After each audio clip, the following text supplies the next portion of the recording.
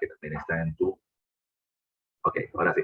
Francisco Mendoza, su profesor. Muchachos, ¿cómo están? Bienvenidos a la Academia APU. Vamos a tener nuestra primera clase. Y la primera clase, como les estaba diciendo, es un tema general, introductorio, con una serie de preguntas de diferentes momentos del curso de Historia del Perú, que es el que vamos a trabajar.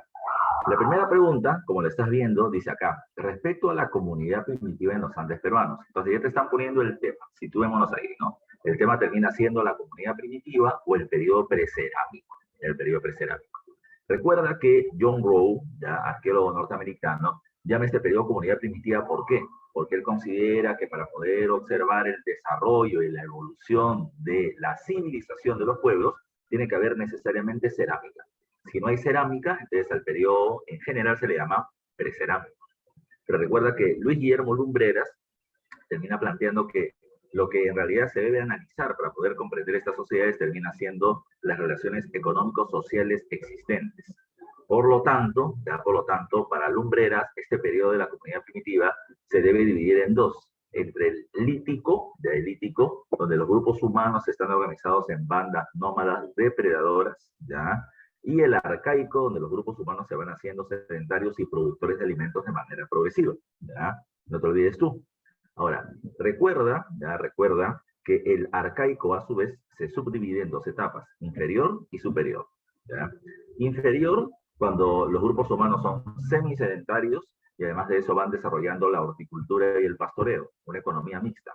Cazan y crían animales, recolectan y comienzan a cultivar. ¿Ya? Mientras que en el arcaico superior, semejante al neolítico de la historia universal, los grupos humanos terminan siendo sedentarios y con una economía productiva. ¿Ya? Eso de manera general. Entonces, acá tenemos las tres etapas, lítico, arcaico inferior, arcaico superior, con características para poder relacionar. Ya dos de sus compañeros me están poniendo tres, me están poniendo respuesta en el chat. Supongo que varios más pueden ir poniendo sus claves y comencemos a relacionar. ¿Cómo atacas una pregunta como esta? Siempre que te terminan poniendo periodo o gobernante, ¿ya? Y características, siempre vete primero a las características y comienza a relacionarlos. ¿Ya? Dice, práctica de una economía mixta, ¿ya? De una economía mixta, ya te lo acabo de decir. Si el hombre sigue recolectando frutos vegetales, raíces, hojas, ¿ya? Y además de eso comienza a cultivar porque comienza a entender el ciclo de vida de las plantas, ¿ya? Recuerden que esa vida o esa economía mixta de recolector-productor, ¿ya? Es propia de la época del arcaico inferior, ¿ya? El arcaico inferior. Entonces, esa debe ser para esta la relación. Practica una economía mixta basada particularmente en la domesticación incipiente de plantas. A eso se le llama horticultura, ¿ya? Como el frijol, el payar y el ají, que está relacionado al hombre de Guitarrero 2, ¿ya? Y la calabaza, que está relacionado al hombre de Nanchoc, que es el horticultor más antiguo del Perú y de América.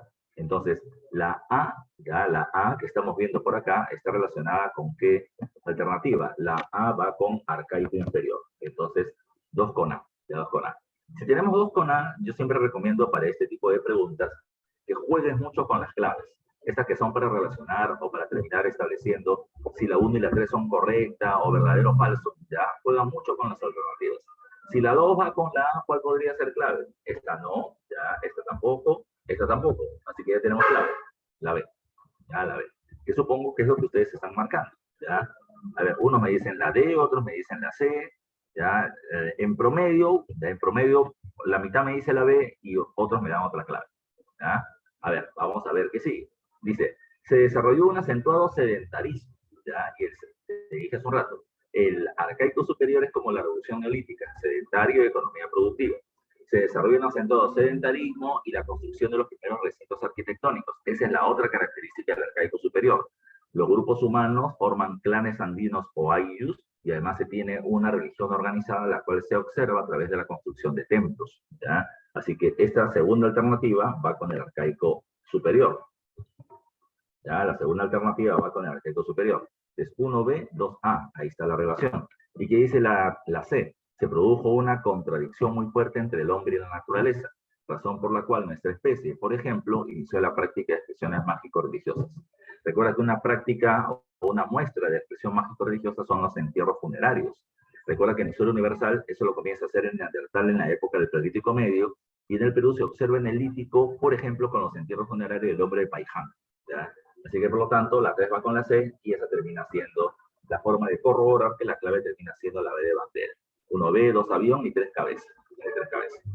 Tú andas midiendo tu, digamos así, tu ranking, ¿ya? Si la primera pregunta la hiciste bien, acá. Si la hiciste mal, no hay problema. Tienes 19 preguntas más, ¿ya? Para poder ver las respuestas que estás dando. Entonces, tú pon así en tu misma lista, ¿no? La primera estuvo bien, la segunda me salió mal, la tercera bien, la cuarta bien, la quinta bien, la sexta mal, para que al final saques tu promedio, tu nota, ¿ya? Tu nota de la evaluación de hoy. Profe, ¿y si he tenido muchas buenas, ¿ya? ¿Eso significa que voy a ingresar a la universidad? No. Profe, ¿y si he tenido muchas malas, significa que no voy a ingresar? Tampoco. Significa solamente que, ¿ya? Tú estás viendo ahorita el tema. Si es que ha fallado es porque no te estás acordando ese tema, ¿ya? No te estás acordando ese tema. Si no te estás acordando, la próxima semana que tengamos que ver ya directamente el tema de economía primitiva o del historia arcaico, entonces tú tienes que venir ya repasando, ¿ya? Se olviden, ¿no? Esto lo que estamos haciendo es un termómetro para ver en qué andas, ¿ya? ¿Cuál es la base que tienes? Vamos a la pregunta número 2. Me dice, respecto a las características de la sociedad Chavín, identifique la secuencia correcta de enunciados. Como ves abajo, está pidiendo que marques verdadero o falso. Verdadero o falso. Recuerda que Chavín, para John Rowe termina siendo un periodo especial llamado con el nombre de Horizonte Temprano. Recuerda que para John Rowe, Horizonte termina siendo aquella época en donde un estilo de cerámica se difunde a muchas regiones a la vez en la misma época, ¿ya? También recuerda que para Lumbreras, Chavín se termina encontrando en un periodo llamado con el nombre de periodo formativo, siendo Chavín ya la sociedad más importante de la época media del formativo, o el formativo medio. Entre el año 1200 y el año 700 a.C. es donde se vive el apogeo del desarrollo de Chavín. También se le conoce a Chavín como la primera síntesis cultural del Perú. ¿Por qué? Porque recuerda tú, espero recuerdes, ¿ya? Que Chavín termina siendo una sociedad que destaca por sus astrónomos, ¿ya? Sus sacerdotes terminaban teniendo datos muy precisos de la observación del cielo, ¿ya? Y gracias a esa observación del cielo podían terminar sabiendo cuándo que llega la lluvia con la mayor precisión posible. Esos datos van a terminar redundando, es decir, van a terminar siendo importantes porque permiten el desarrollo de la producción agrícola, ¿ya? O sea, a dato más preciso, mejor producción agrícola. Recuerda que la población consideraba de que una mejor producción, mejores alimentos, una vida más prolongada, mejor salud de la gente, ¿era por qué? Porque los dioses estaban dando ese beneficio, ¿ya? Recuerden que teocracia significa el poder de Dios. Es decir, todo lo que nosotros tenemos es porque Dios nos los otorga. Entonces, si es que ya se tiene una mejor producción agrícola, es porque los dioses nos están dando ese beneficio. Y recuerda que los astrónomos Chavín decían exactamente eso. Si yo te doy un buen dato, no es porque yo lo quiera, es porque Dios me lo ha mandado a mí. Entonces, como Dios te está beneficiando, tienes que pagarle ofrendas, ¿ya? Tienes que pagarle ofrendas. Pero como tú no eres digno de relacionarte con el Dios, y yo sí, entonces dame las ofrendas a mí, y yo se la paso a él, ¿ya? Eso es lo que convertía a los sacerdotes en gobernantes en un sistema teocrático. Entonces, a mayor precisión, ¿ya? De los datos astronómicos, mayor eran los tributos que ellos terminaban recibiendo. Inicialmente de su pueblo, pero recuerda que la precisión de los astrónomos Chavín fue ganando cada vez más fama, ¿ya? Y sus dioses más prestigio, y por lo tanto sus conocimientos comenzaron a ser difundidos a diferentes regiones donde se les requería. ¿Qué cosa pedía Chavín? Págame tributos, ya, págame tributos, al Dios, ya, al Dios. Pero con eso recuerda que Chavín comenzó a tener cada vez más influencia. Los sacerdotes de Chavín, lo que ellos designaban que se tenía que hacer, terminaba teniendo más peso que los gobernantes locales de las diferentes provincias. Entonces, los sacerdotes locales, ya, se dieron cuenta que como los sacerdotes de Chavín tienen más influencia porque sus dioses tienen más prestigio y la gente cree en ellos, entonces, ¿qué debo hacer yo? Tengo que subordinarme al Dios de los Chavín, si no pierdo mi poder. Es más, mi Dios de los Chavín, o mi Dios local, tiene que tener algún tipo de relación con el Dios de los Chavín, si no la gente no va a pagar ofrendas. Así que en muchos lugares, en los diferentes templos que existían, los dioses locales se terminaron chavinizando, ¿ya? Y como el Dios de los Chavín es más importante, el Dios jaguar, el Dios felino, entonces muchos de estos dioses comienzan a tener colmillos, garras, los comienzan a felinizar. Recuerda que Chavín no solamente son buenos por la astronomía, sino que también observan algunos elementos en la naturaleza que les pueden indicar cambios climáticos. Por eso se habla del espóndilus o la concha espóndilus que aparece en la costa norte cuando va a haber un fenómeno en el Niño. Es un bioindicador del cambio del clima, que fue pregunta del examen. Además, los chavín terminan siendo muy buenos con la difusión de los canales de regadío, ¿ya? Lo que les permite ampliar la producción agrícola y en eso basaban su poder, en su conocimiento y en la recepción de tributos en base a eso. Ahora, que te di un panorama de Chavín que vamos a seguramente trabajar con más detalle la próxima semana. Pero acá me dicen, uno, en el aspecto político, Chavín destacó por ser el primer estado panandino, ¿ya? ¿Verdadero o falso? ¿Qué dices tú? Esa primera alternativa termina siendo verdadera, ¿ya? Profe, tú me hablaste de horizonte temprano, de formativo medio y de primera síntesis cultural. Recuerda, para recordar ese punto, cuando Chavín se fue difundiendo, no te olvides tú, Chavín fue absorbiendo ¿ya? Características y logros de diferentes pueblos y luego los terminó mezclando. Esa es la síntesis cultural. Chavín agarró el estilo de cerámica de los Cupitinque de la costa norte y lo terminó utilizando él, pero con la imagen de sus dioses. ¿ya? Esa es una síntesis. Ha funcionado un estilo cerámico con su iconografía religiosa, por ejemplo. ¿ya? Por ejemplo. Pero también recuerda que Chavín es el primer estado panandino. ¿Qué significa pan andino? Que tiene dominio sobre costa, sierra y parte de la selva. En diferentes templos se ven dioses felinizados, lo que implica una influencia de la cultura chavín. Profesor, ¿podemos decir que Chavín es el primer imperio panandino? No, porque para que un pueblo sea llamado imperio debe tener una gran expansión en base a guerras. Y Chavín no tiene ejércitos, por eso es que no lo podemos llamar imperio, pero sí estado. ¿ya? Tiene un fuerte dominio político, religioso en diferentes regiones. Entonces la 1 es correcta. Si la 1 es correcta, escucha, y tú tienes la certeza que es correcta, entonces puedes jugar con las alternativas, ¿ya? ¿Por qué? Porque abajo me dice, la A comienza con falso, pero tú sabes que es verdadero, por lo tanto la A no tiene nada que ver. La B comienza con falso, pero sabes que es verdadero, entonces no tiene nada que ver. Mira qué te queda, la C y la D.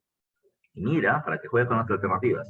La primera, segunda y tercera terminan siendo verdaderos, igual en la D, ¿ya? Igual en la D. Entonces, como lo que tú vas a necesitar en el examen de admisión es tiempo, si tú ves eso, repito, si tú tienes la certeza que la primera es verdadera y ves esta relación, pues tú ya sabes que la segunda es verdadera y la tercera también. ¿ya? Lo que va a definir todo termina siendo la cuarta, solamente para corroborar. 2. En el aspecto religioso, Chavín veneró a la triada ceremonial. ¿Cuál es la triada? La serpiente costeña, el cóndor andino, el jaguar selvático. Y además la casta religiosa controló la distribución del agua rigurosamente con el control de los canales regadíos. Verdadero. La principal actividad económica en Chavín fue la agricultura, siendo su mayor cultivo el maíz. Por supuesto, ellos van a promover el cultivo del maíz por la chicha de jora, ¿ya? Para la producción de chicha de jora. Pero los tres son verdaderos. La cuarta es la que define todo. En el aspecto cultural, esta sociedad elaboró diversas esculturas megalíticas representando la divinización de la naturaleza. Y la respuesta es falso, ¿ya? Falso. ¿Por qué falso, profesor? Porque recuerda que el principal logro cultural de los chavín termina siendo la escultura, pero no megalítica, sino monolítica, ¿ya? Monolítica, hecha de un solo bloque de piedra. Pero, profe, aguanta. El lanzón monolítico, por ejemplo, termina siendo una piedra de 5 metros de alto. Es un megalito, es una piedra de gran tamaño, ¿ya? Sí, pero no las cabezas clavas, por ejemplo. Las cabezas clavas no tienen esa dimensión, tienen 30 centímetros de alto, ¿ya? Así que no puede ser considerado como megalítica, ¿ya? Es monolítica, ¿ya? La escultura que termina desarrollando Chavín, ¿ya? Monolítica e incisa, recuerda, porque raspan la superficie para poder dejar grabada una imagen.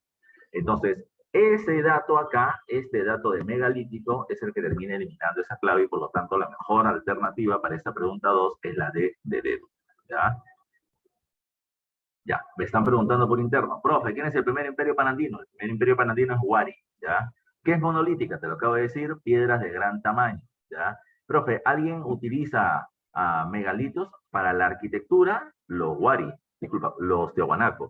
Para la arquitectura megalítica, los incas. ¿Ya? Pero en la escultura, recuerden que la escultura es monolítica e incisa. ¿Ya? No se olviden ustedes. Entonces, en la 2, la clave es la D de dedo. Varios han respondido así y varios pusieron la C también, ¿ya? Pero, repito, anda sacando tu nota, ¿ya? Seguramente ya tienes 2 buenas, o seguramente una buena y una mala, o 2 malas, ¿ya? Yo al final te pregunto y ustedes me van a decir seguramente, ¿cuántas buenas han tenido? 20, pero ya, no tienes por qué engañarme, ¿ya? Así que tú mismo vas a terminar sabiendo cómo vas, ¿ya? Cómo vas. A ver, Pregunta número 3. Dice, las siguientes proposiciones hacen referencia a las culturas del intermedio temprano. En relación a ellas es correcto afirmar. Si John Robo decía que Horizonte es el periodo de un estilo de cerámica se difunde a muchas regiones en la misma época, recuerda que él mismo plantea que los intermedios es el periodo que están entre los horizontes. El primer horizonte, o horizonte temprano, es Chavín Paracas, el segundo horizonte es Huaritiahuanaco, el tercero es el de los incas. Recuerden que entre los horizontes, los intermedios. ¿Cuál es la característica de un intermedio? En una misma época, diferentes sociedades tienen diferente tipo de estilo de cerámica. ¿Ya? En el intermedio temprano tenemos Moche en la costa norte, Lima en la costa central, Nazca en la costa sur, Huizmanco en Cajamarca, Recuay en Ancash, que es la decadencia de Chavín, Huarpa en Ayacucho y Tiahuanaco también en el altiplano. ¿Ya? Ahora la pregunta es, repito, marca las siguientes proposiciones, de las siguientes proposiciones, ¿cuáles son correctas? Mira, para jugar, tienes 1, 2, 4, 3, 4, 1, 2, solo 4, entonces comencemos con la primera alternativa. A ver, dice, 1, en Moche, la élite religiosa se encontraba supeditada a la casta religiosa. Profe, ¿qué significa supeditado? Sometido, ¿ya? Profesor, ¿eso es verdadero o falso? A ver, vamos a recordar. Recuerda que en el intermedio temprano, la situación ha cambiado. Mientras que en el formativo, en el horizonte temprano, las sociedades son teocráticas dirigidas por sacerdotes, en el intermedio temprano existe un gobierno teocrático militar. ¿Qué significa eso? Que sacerdotes y militares comparten el poder. ¿Cómo lo hacen? Bueno, en el caso de Mochica, y ahí va la respuesta, los gobernantes de cada valle, llamados Alaec, eran jefes religiosos y militares a su mismo tiempo. O sea, una sola persona era líder religioso y militar. Lo que también hay que recordar en el aspecto político de Mochica es que no había un rey, ya no había un rey de toda la costa norte donde Mochica mandaba, sino que cada valle, ya cada región formada por un río y sus alrededores tenía su propio gobernante, que era jefe religioso y militar a la vez. Por lo tanto, en Moche la élite religiosa se encontraba supeditada ya a la casta religiosa o a la casta militar, debió ser ahí para tener la mejor, y la respuesta es no, ya porque son el mismo personaje, ya el mismo personaje. Entonces ahí debía decir militar, no religioso. En el caso de Nazca, recuerda que hay sacerdotes y militares, pero los militares tienen más poder. Y en el caso de Tiahuanaco, hay sacerdotes y militares, pero los sacerdotes tienen más poder. Entonces la primera termina siendo falsa. Si la primera es falsa, entonces eliminamos C y eliminamos D. ¿Ya? Recuerda, si la primera es falsa, eliminamos C y D. ¿Ya? La que es correcta, sí o sí, es la 4, porque en la A me dice solo 4 y en la B 3 y 4. ¿Qué me dice la 4? A ver, vamos a establecerlo. Recuay generó una producción lito-escultórica importante, pero no de la misma calidad que Chavín. Exactamente. Recuerda, te acabo de decir que Chavín o Recuay es la fase de la decadencia de la cultura Chavín. Si Chavín destacó por el desarrollo de la escultura monolítica o litoescultura, pues Recuay también lo hará. Va a terminar haciendo unas figuras así medias redondeadas, como si fueran grandes cúmulos, y acá se terminaba poniendo la imagen de un guerrero, ¿ya? Con su gorra y con su escudo, ¿ya? Entonces, en eso destacaron, pero esto no tiene el mismo nivel que el lanzó monolítico, que la estela Yaoya, que la estela de Raibondi, para nada, pero es en lo que más destaca. La 4 sí es verdadera. La segunda tiene que ser falsa, ¿ya? Porque no está ni en la A ni en la B. ¿Qué me dice la 2? El principal centro ceremonial surgido en la cultura Lima y trascendente en diferentes épocas estableció, a ver, el principal centro ceremonial surgido en la cultura Lima y trascendente en diferentes épocas estableció el culto a Pachacamac, y la verdad es que no, ¿ya? A ver, recuerda que la cultura Lima se va a terminar desarrollando, ya se va a terminar desarrollando en todo lo que vendría a ser los valles del río Chillón, en la zona Lima Norte, Caraballo, Puente Piedra, el río Rima y el valle del río Lurín, ¿ya? El centro ceremonial y político más importante en esa época termina siendo, se me da el nombrecito, acá en el Parque de las Leyendas y la Universidad de San Marcos, se me da el nombre, Maranga, ya Maranga. Todo ese es el centro ceremonial y de gobierno más importante de Lima. Pero estaba otro templo al sur, ya, que después va a ir alcanzando importancia, que termina siendo el templo del dios Pachacamac, ya. Recuerda que Pachacamac es el dios de los temblores, y se hizo famoso sobre todo gracias a Huari. Cuando Huari se expande en el horizonte medio, Huari se sorprende con la precisión de los oráculos, ya, del templo del dios Pachacamac. y por eso es que comienza a difundir su culto en toda la costa, convirtiéndolo en el dios más importante de la costa. Pero esta es falsa porque el más importante que Pachacamac termina siendo Maranga. ¿Qué me dice la 3? Nazca posee una continuidad cultural con Paracas Necrópolis y muestra de ello en la producción de los geoglifos. Recuerda que las culturas del formativo superior, posterior a Chavín, que ya veremos la próxima semana, son llamadas culturas puente. Por ejemplo, Vicus, ya en Piura, es la cultura puente de Mochica. Pucará en Puno termina siendo la cultura puente de Tiahuanaco. Y Paracas Necrópolis, en su segunda etapa, es la cultura puente de Nazca. ¿Qué es lo más conocido de Nazca? Terminan siendo los geoglifos o línea de Nazca, ¿ya? Pero recuerda que Paracas también venía teniendo geoglifos, con la diferencia que los geoglifos más conocidos de Paracas terminan siendo aquellos que tienen características antropomorfas, mientras que en Nazca tienen características zoomorfas. Entonces, sí hay una continuidad, sí hay geoglifos, y sí es parte precisamente de esa relación. Entonces, la clave correcta terminaba siendo la B de besito, ¿ya? Repito, ¿qué son los geoglifos? Me pregunta Mel, ya los geoglifos terminan siendo lo que nosotros conocemos de manera general como la línea de Nazca. Geo significa tierra, ¿ya? De geoglifos son inscripciones o grabados en la tierra, ¿ya? Y las más conocidas, repito, son las que tienen forma humana de los Paracas y forma animal de los nazquenses. Entonces, en la 3, la clave termina siendo la B de bandera, ¿ya? La B de bandera. A ver, vamos a la pregunta número 4. Dice, con respecto a las características del intermedio tardío segundo desarrollo regional, es correcto mencionar. Profe, pero ¿te has salteado al horizonte medio que es Wari? Sí, es que, recuerda, ahorita no estamos haciendo un proceso de todas las clases. ¿No? Estamos tomando algunos temas y estamos lanzando preguntas con una suerte de repaso, de ir calentando motores para el avance de nuestra clase. ¿Ya? Dice, ¿cuál es el intermedio tardío? Tras la caída de Wari, nace la época del intermedio tardío, ya periodo también llamado como el periodo de reinos y señoríos, donde destaca, por ejemplo, el reino de los Chimú, el reino más importante de la costa norte en el segundo desarrollo regional, como ha sido pregunta de examen de admisión. Destaca la cultura Sicán, ya que eran grandes orfebres y metalurgistas y que los Chimú los terminaron sometiendo. Destacan los Chincha por el intercambio comercial o el comercio triangular, tanto terrestre como marítimo. Ya no se olviden, con el comercio de productos de lujo, ya que va a terminar desarrollando Chincha para aquella época. Destacan los aymaras, que al igual que los tiahuanacos hacían el control vertical de pisos ecológicos, teniendo chacras de cultivo en diferentes alturas y regiones. Destacan, por ejemplo, los chancas, ya desde Apurímac a Tahuaylas, que intentaron expandirse hacia la Sierra Sur, pero fueron detenidos por los incas, ya. Precisamente tras esta victoria de los incas comienza la expansión imperial con Pachacútec en adelante, no te olvides, los huancas también. Todos esos son pueblos de la época. Pero me dice, es correcto, entonces, tenemos que igual trabajar con dos de estas son correctas y dos son falsas. Entonces, analicemos o encontremos a las correctas. Se formaron diferentes sociedades con objetivos imperiales. Bueno, Chimú tiene objetivo imperial y se expande por la costa norte. Chanca, los chancas también se están expandiendo hacia la Sierra Central y hacia la Sierra Sur. Entonces, y los incas también lo van a hacer al final de manera más exitosa. O sea, sí hubieron sociedades con objetivos imperiales y la que tuvieron éxito fueron los Chimú y los incas, y cuando estos se enfrentaron, los incas al final ganaron. Entonces, la primera yo la considero correcta. Si la primera es correcta, entonces puede ser la C o la D, y no puede ser la A ni la B, porque no contiene el número 1. ¿Ya? Ahora, mira la C, me dice 1 y 2, la D me dice 1 y 3. Por lo tanto, la 4, que no está comprendida en ninguna de las alternativas, debe ser falsa. ¿Qué dice la 4? Se construyó por primera vez una red vial de integración en los Andes, y es falso, porque el primero que hace una gran red vial son los Wari, y eso es en el horizonte medio. Y luego vienen los incas en el horizonte tardío con el Capañán. Pues es falso, porque eso es el horizonte medio.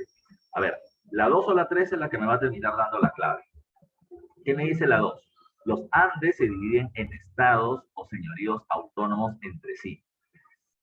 Y ahí vamos a ver qué dice la 3, ¿ya? La sociedad más compleja de este periodo fue el estado Chincha, ¿ya? Fue el estado Chincha. Entonces, ¿qué cosa podemos terminar tomando en cuenta ya durante este periodo? Yo diría que no hay estados o señoríos, sino que hay estados y señoríos, ¿ya? Y de esa manera se podría mejorar la situación. ¿Por qué? Insisto, tras la caída de Wari nace el periodo de reinos y señoríos. ¿Qué era un señorío? Las ciudades que Wari venía teniendo bajo su mando en diferentes regiones se terminaron haciendo independientes, gobernadas por señores locales, ¿ya? Por señores locales, y ellos se les llama señoríos. Señorío es el señorío de Chancay, al norte de Lima. Señorío de los Chupachos en la zona de Arequipa, el señorío de los Tumpis en la zona de Tumbes en el norte, ¿ya? Y así por el estilo. Varios pueblos pequeñitos, ya varios pueblos pequeñitos. Pero también se van a formar estados más complejos y grandes, o reinos, como el reino Chincha o el reino de los Chimú, ¿ya? Entonces, para no poner estado o señorío, porque parece que estuviera siendo un sinónimo, es mejor decir estado y señorío. Los Chimú y los Chincha por un lado, los Chancas también, y señoríos como por ejemplo el caso de los Chancay o de los Ishma de la época. Eso es correcto, ¿ya? Pero la 3 me dice, ¿la sociedad más compleja de este periodo fue el Estado Chincha? No, para nada. ¿La más compleja cuál es? ¿Cuál es la sociedad más compleja, mejor organizada, más poderosa de la época del Intermedio Tardío? ¿Ya? A ver, ponme tú en el chat, ¿cuál crees tú que fue la sociedad más compleja de la época del Intermedio Tardío? Si yo te estoy diciendo que no hay Chincha. Y los incas no me digas, ¿sabes? Porque los incas están surgiendo en este periodo, ¿ya? Ah, muy bien, ya, muy bien. Wari no, ya, Wari no. Wari es del horizonte medio, de la época previa, ya. Claro, muy bien Ruth, muy bien Adrián, muy bien Ángelo, la respuesta es Chimú, sin duda. Así que por eso mismo es que esta tercera termina siendo falsa, y al ser la tercera falsa, ¿cuál es la clave entonces? La clave correcta termina siendo la C de casa, 1 y 2, ¿ya? Muy bien con todos, ¿ya? Entonces, ya vamos 4 y tú vas a ver cómo van tus respuestas. Pregunta número 5. Dentro del imperio del Tahuantinsuyo, la educación estaba dirigida exclusivamente a la nobleza y se impartía a los varones dentro de los yachaguasis o casas del saber, lugares en donde los amautas, que eran los profesores, difundieron su conocimiento. El objetivo de esta era, ¿cuál era el objetivo del sistema educativo ya, que se terminaba teniendo en la época incaica? Como ya te lo está diciendo el enunciado, la educación no era para todos. O sea, la educación formal, la educación en una escuela no era para todos, era solamente para la nobleza. Había otro tipo de educación, la no formal. Papá campesino le enseña a su hijo a cultivar, papá artesano le enseña a su hijo a hacer artesanías. Pero la escuela como tal es para los nobles y esos son los yachaguases. ¿Cuál es el objetivo de esta? Fácil. Si se le enseña a los nobles, ¿ya? Si se le educa a los nobles, se le educa para que ellos puedan ser gobernantes cuando les corresponda. Entonces, dice, evitar el ascenso de las mujeres a los cargos públicos. Te decían, ya, vamos a hacer un colegio, pero para que las mujeres no gobiernen porque son muy poderosas, son una amenaza. No, no iba por ahí. Dice, evitar el enfrentamiento entre las panacas de los Purin y los Ana. Recuerden que los Purin eran la parcialidad religiosa y los Ana la parcialidad militar. Pero no había una educación para evitar que se peleen, ¿no? Tú eres sacerdote, tú eres militar, nos odiamos para siempre, pero hay que ponerlos en el colegio para que se quieran. No era así tampoco, ¿ya?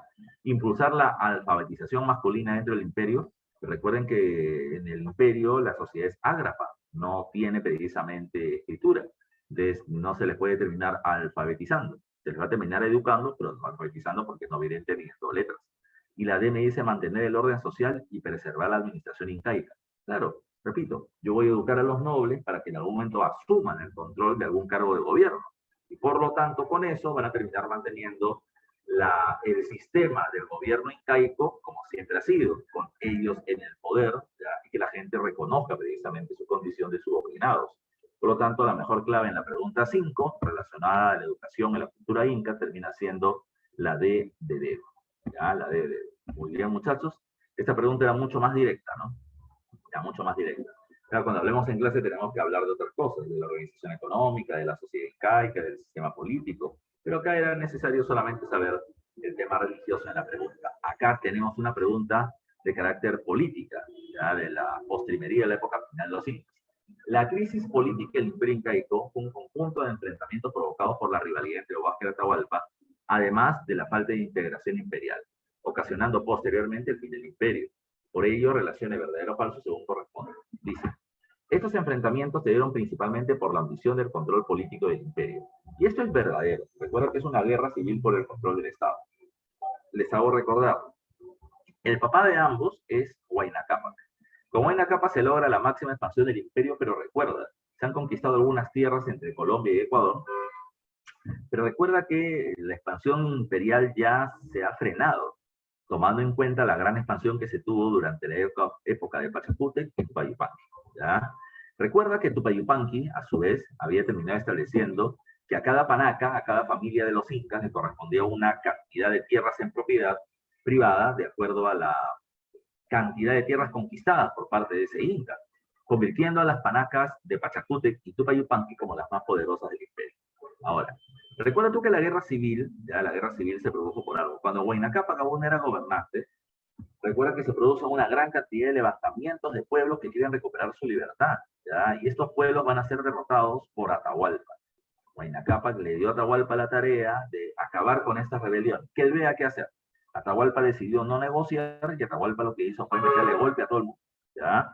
Lo que también hay que considerar es que esta era una muestra de que el imperio inca era un imperio joven y aún no consolidado por las múltiples rebeliones que se venían produciendo. Cuando Huayna Cápac cae enfermo, ¿ya? Y se le pregunta a quién le va a dejar el trono, lo que él hace es decir, bueno, a mi hijo Tito Atauchi. Recuerden ustedes que, según lo que dicen algunos investigadores, Tito Atauchi muere de la misma enfermedad que su padre. Y por otro lado, cuando a Atahualpa se le propone que sea el nuevo Inca, Atahualpa no quiso. Atahualpa dijo, mi padre ha muerto en circunstancias extrañas y yo no quiero morir igual. Me voy a Quito, Tumebamba, a ser el gobernante del lugar para continuar la expansión del imperio y Huáscar asume el trono. ¿Qué pasó? Huáscar decide quitarle a las panacas las tierras que Tupayupanqui le había entregado. Las panacas se rebelaron en su contra. Y en particular la panaca de Pachacútec promovió el golpe de estado de Atahualpa contra su hermano. ¿Ya? Entonces, la guerra civil entre Huáscar y Atahualpa fue una guerra de panacas. Porque la panaca poderosa de Pachacútec apoya a Atahualpa y la panaca poderosa de Tupayupanqui, que quiere frenar a la panaca de Pachacútec, apoya a Huáscar. Entonces, ahí encontramos un conflicto por el poder, ¿ya? Por el poder. Entre las panacas poderosas de Pachacútec y Tupayupanqui, teniendo como títeres ya Atahualpa y Huáscar respectivamente. Entonces, la primera es correcta. Si la primera es correcta, solamente podemos eliminar la D. Ya, la D. Y ahí no podemos jugar mucho, porque mira, la primera me dice verdadero, verdadero, falso, falso. La segunda me dice verdadero, falso. La tercera me dice verdadero, falso. Entonces no sabemos todavía qué va a pasar. Veamos qué dice la segunda. El principal suceso que ocasionó estos conflictos se dio a la muerte del Inca Tupac Yupanqui y su auqui Ninan Coyuchi. Eso termina siendo falso, porque el que muere es Huayna Cápac y su auqui o sucesor al trono Ninan Coyuchi, no Tupac Yupanqui. Por lo tanto, la segunda es falsa y por lo tanto la A se deja de lado. ¿Qué me dice la B y la C? Verdadero o falso, verdadero. ¿Ya? La tercera es verdadera. ¿Qué dice la tercera? La batalla de Cotabamba fue el enfrentamiento decisivo que puso fin a las guerras civiles. Si en la batalla de Cotabamba, Huáscar termina siendo derrotado y tomado prisionero, y Atahualpa acaba de ganar. Un dato muy específico, ¿ya? Y la última es la que define todo, ¿ya? La última define todo. Las tropas huascaristas aceptaron ser súbditos de Atahualpa tras ser derrotados. Y la verdad es que no, ya, la verdad es que no. Las tropas huascaristas aún no digerían la derrota de su líder y la derrota de su grupo, ¿ya? Si ellos hubiesen aceptado ser súbditos, entonces no se hubiesen puesto del lado de los españoles cuando ellos estaban llegando. Recuerda que Atahualpa vence y está celebrando en Cajamarca su victoria y llegan los españoles. Pero muy poquito tiempo para poder celebrar su victoria. Por lo tanto, la última fue falsa. Y como la última era falsa, la clave termina siendo... Ah, disculpa. Como la última era falsa, la clave es verdadero, falso, verdadero, falso. ¿Ya? Borramos la B y la clave termina siendo la C de casita. ¿Ya? La C de casita. Vamos a poner por acá, la clave es la C de casita. Que supongo que es la que tú has marcado también. Muy bien, C de casa, C de casa. Por ahí alguien marcó la B porque parece, ¿no? Parecía que esa podía ser la clave. ¿Ya? Así que tienen que ir con mucho cuidado. Estas preguntitas, eso, estas preguntas de verdadero, falso, 1 y 2, eso son preguntas de examen, sí, eso también es pregunta de eco. Y en el último examen, sobre todo en el último examen, han comenzado a venir muchas preguntas así, en el último y en el penúltimo. ¿Ya? Así que tenerle mucho, mucho cuidado. Pregunta 7. Señale los enunciados que corresponden al tercer viaje de Francisco Pizarro durante la invasión del Tamaulipas. Recuerda tú que tras el permiso de la corona española a Pizarro y su gente en la capitulación de Toledo para poder realizar la invasión al Tahuantinsuyo, se produce el tercer viaje. En el tercer viaje, los españoles llegan a Tumbes, Tumbes, ciudad que habían conocido en el viaje anterior, y la encuentran destruida. Luego llegan a Piura, donde fundan San Miguel de Tangarará, donde se enteran de la guerra entre Huáscar y Atahualpa y la victoria del último.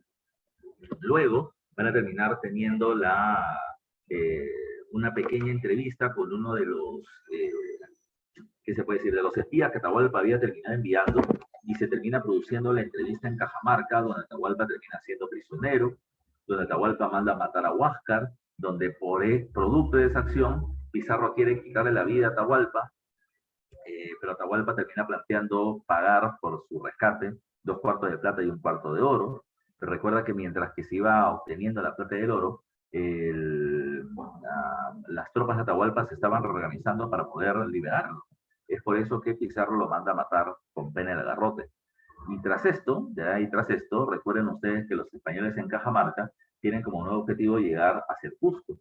Y este traslado desde Cajamarca a Cusco se va a terminar logrando por 3 hechos en particular. El uso del Capañán, el apoyo de múltiples pueblos que ven en los españoles una forma de recuperar su independencia, su autonomía política. Los huancas, los chancas, los tayanes, los cañaris, los chachapoyas, los huaylas, van a ser muchos de los pueblos que los apoyan. Y tercero, además, el apoyo de los huascaristas, ya de la nobleza, de parte de la nobleza incaica, para que los españoles puedan entrar al Tupesaquián. Ahora, tomando en cuenta eso, repito, verdadero o falso con respecto a este tercer viaje. Pizarro desembarcó sobre Tumbes por segunda vez. Sí, desembarcó por segunda vez porque ya lo había hecho en el segundo viaje, pero como te dije, la ciudad la encontró destruida porque el pueblo de los Tumpis era huascarista, ¿ya? Así que esto es verdadero, ¿ya? Si la primera es verdadera, entonces puede ser A o B, ¿ya? Dice, a ver, déjame ver. 2. Ocurrió el incidente de la Isla del Gallo. No, el incidente de la Isla del Gallo es en el segundo viaje. La segunda es falsa. Se fundó la ciudad de San Miguel de Tangarará, que eso también termina siendo verdadero. ¿Ya? Hasta ahorita yo veo 2 claves ahí. ¿Ya? Dice la 1 y la 3. ¿Ya? La 1 y la 3. Y la 4 me dice, Está bien. Hernando de Luque leyó el requerimiento de Atahualpa. No. Recuerda que los socios de la conquista inicialmente fueron 3. Pizarro, Almagro y Hernando de Luque. Pero antes del tercer viaje, Hernando de Luque falleció. Y recuerda que quien le lee el requerimiento a Atahualpa para que se evangelice, para que se convierta en cristiano, terminó siendo el cura Fray Vicente de Valverde. Hernando de Luque ya no estaba. Por lo tanto, la cuarta es falsa y por lo tanto la clave termina siendo 1 y 3. Y la clave termina siendo la B de vecino. Ya, la B de vecino. Ya, así es. La B de besito termina siendo la clave. No te olvides. Entonces, en esta pregunta número 7, la clave termina siendo la B. ¿Ya? Pero me parece que te estás confundiendo. Sí, por leer rápido, ya me está confundiendo con la 4. La respuesta es el cura Valverde, de Hernando de Luque. No te olvides. A ver, estamos ya a 35 minutos de haber empezado la clase y estamos en la pregunta número 7. Ya estamos más o menos como a la mitad, o a la tercera parte. Así que recuerden, vayan midiendo su cantidad de respuestas correctas o incorrectas. Si tienes alguna pregunta, por favor, hazla. ¿Ya? Igual insistir, se puede abrir tu micro para que la clave pueda terminar siendo más dinámica todavía. Pregunta número 8. ¿Ya? 8, ¿qué pasó? Ya dice, respecto a la resistencia andina durante el siglo XVI, en la etapa colonial peruana, indique lo correcto. ¿Qué es la resistencia andina? Bueno, tiene diferentes nombres. Resistencia andina, aunque yo prefiero llamarlo resistencia inca. ¿A qué hace referencia ese tema? Recuerda tú que los españoles van a terminar invadiendo el Tahuantinsuyo, van a derrotar a Atahualpa y se hacen del control del imperio incaico. Recuerden que esto no terminó generando una pasividad inmediata por parte de la población, sino que van a haber reacciones. Recuerda que los primeros que reaccionan fueron los generales de Atahualpa, quien al no poder liberarlo van a intentar evitar que los españoles lleguen a Cusco y terminen nombrando a algún aliado suyo y algún enemigo de los atahualpistas como nuevo Inca. Recuerda que intentaron obligar a los pueblos, o los amenazaron a los pueblos nativos, que si se ponían del lado de los españoles, cuando estos últimos sean derrotados, pues ellos también serán sometidos de manera violenta. ¿Ya? Pero ni Rumiñahui, ni Calpuchimán, ni Quisquis lograron precisamente frenar la invasión española al Cusco. La segunda rebelión termina siendo seguramente la más destacada, la de Manco Inca, 1536, pasa de aliado de los españoles, porque los españoles lo apoyaron para crear el gobierno, a ser que se rebela contra ellos. ¿Por qué se rebela Manco Inca? Porque los españoles no respetan su autoridad como gobernante, ni tampoco respetan las propiedades y los beneficios de las panacas. Por eso es que Manco Inca se rebela, sacando tropas desde Vilcabamba, de la selva del Cusco, y generando una rebelión en dos zonas. En Cusco, encabezada por él, y en Lima, encabezada por Quisuyumán. Eso es lo que va a terminar pasando. ¿Qué otro punto hay que tomar en cuenta para este proceso?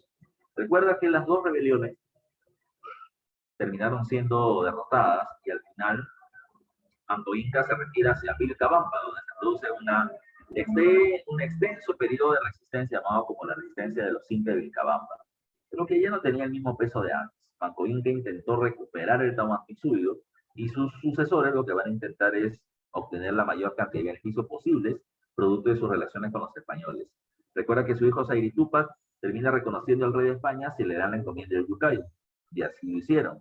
Pero su hermano de este, Titu Cusi Yupanqui, perdió un tiempo y luego firmó la paz de Acobamba, donde va a ser reconocido como rey de Vilcabamba.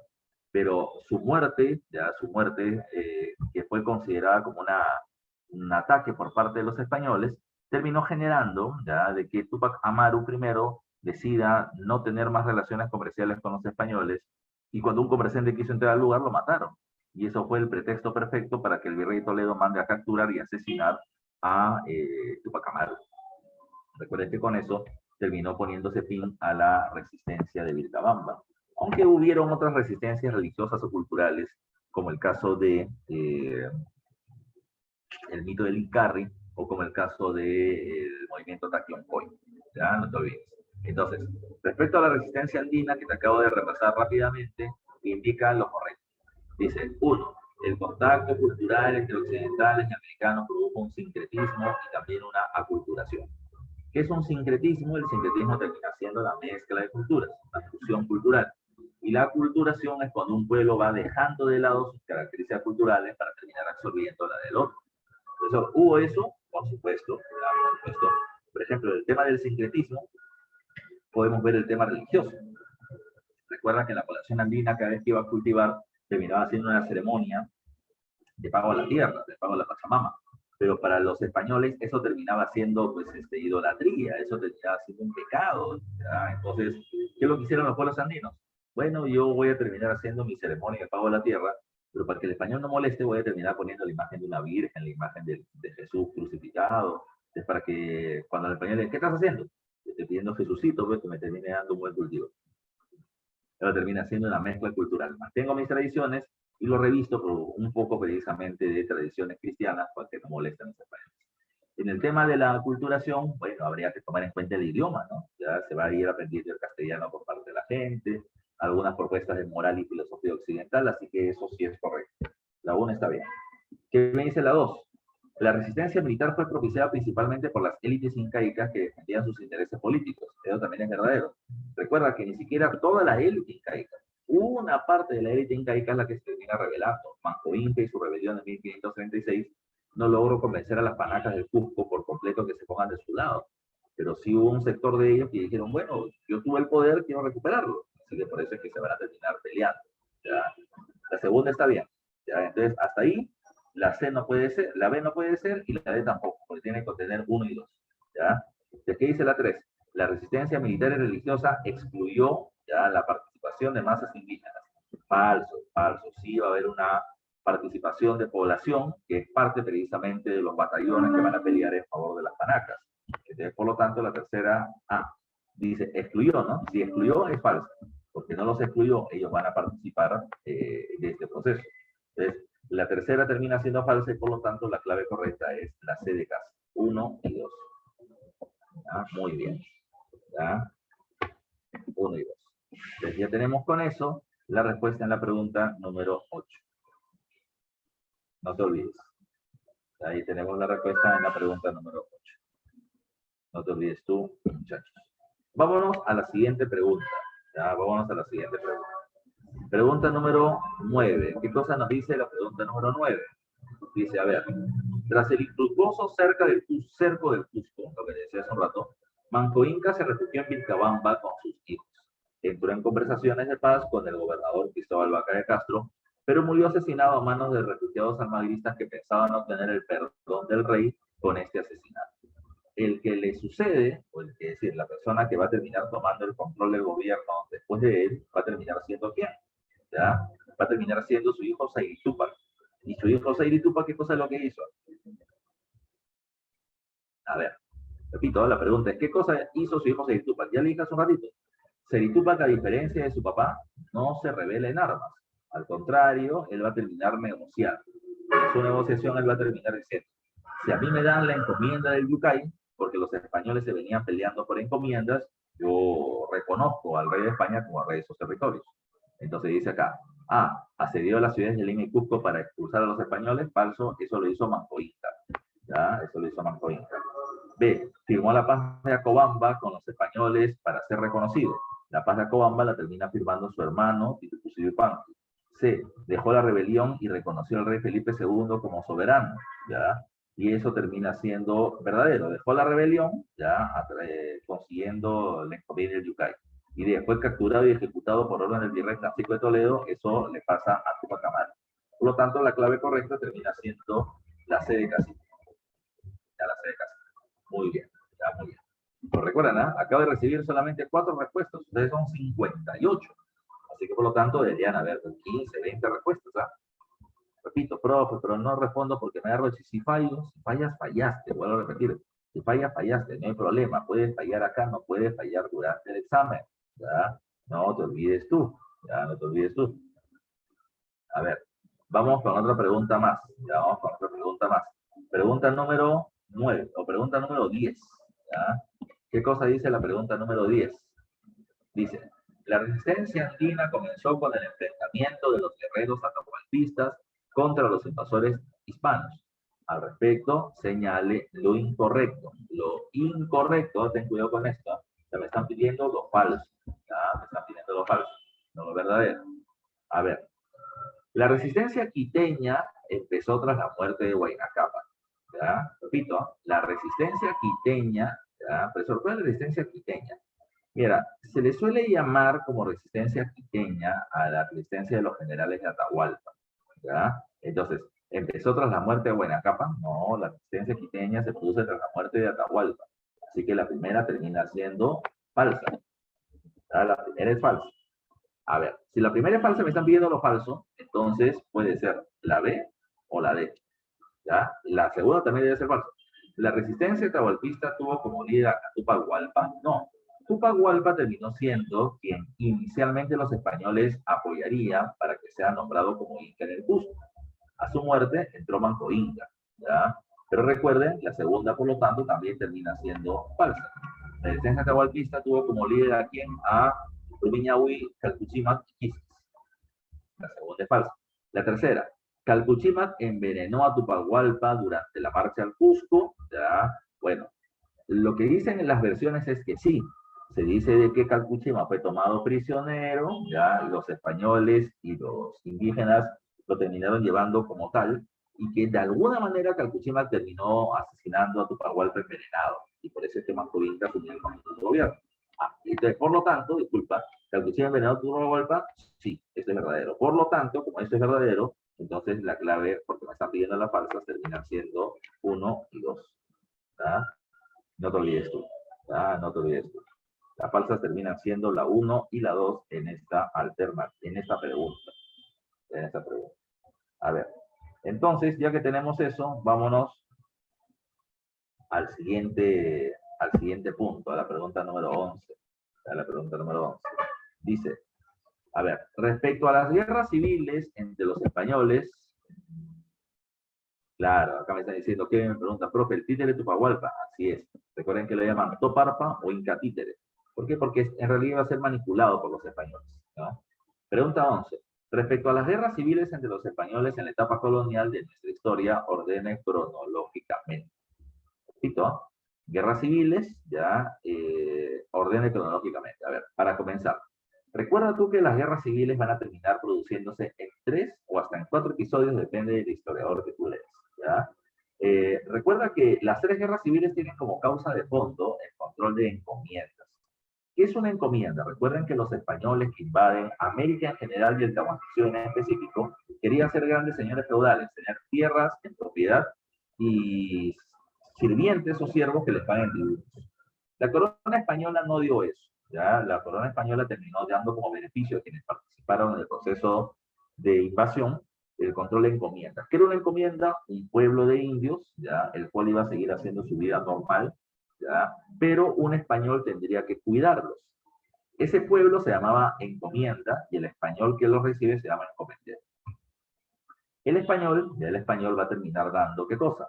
Va a terminar dando protección a ese pueblo y a cambio la población va a terminar dándole una parte de su producción al español como tributo, ¿ya? Y eso se le llama tributo indígena.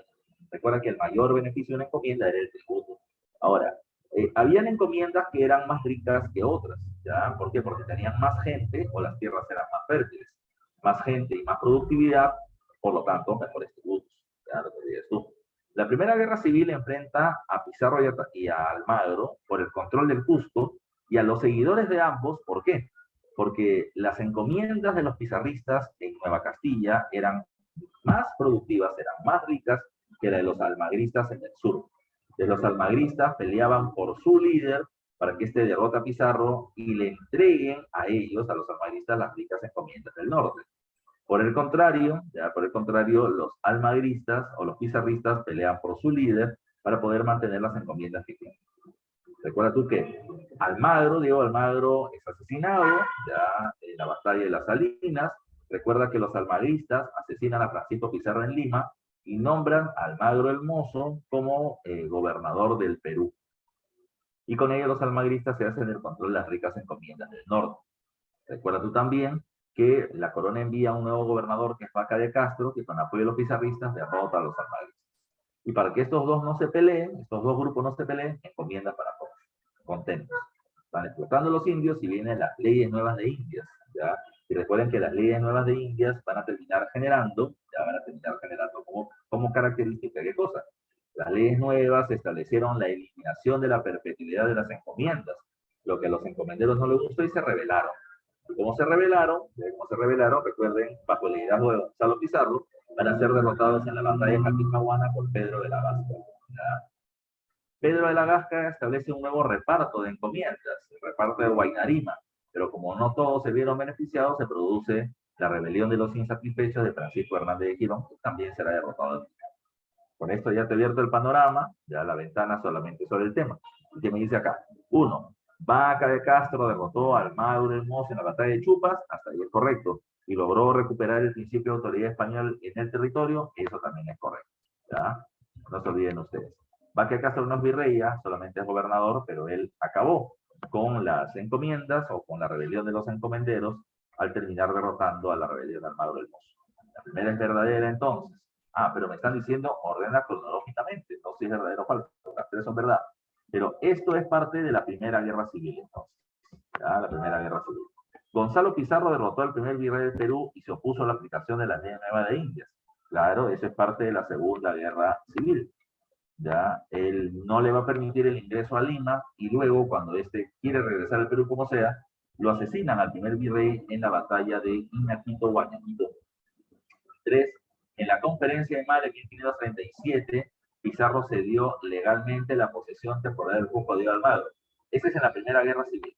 ¿Ya? Entonces, hasta acá, profe, no tenemos clave, porque dos son de la Primera Guerra Civil y una de la Segunda.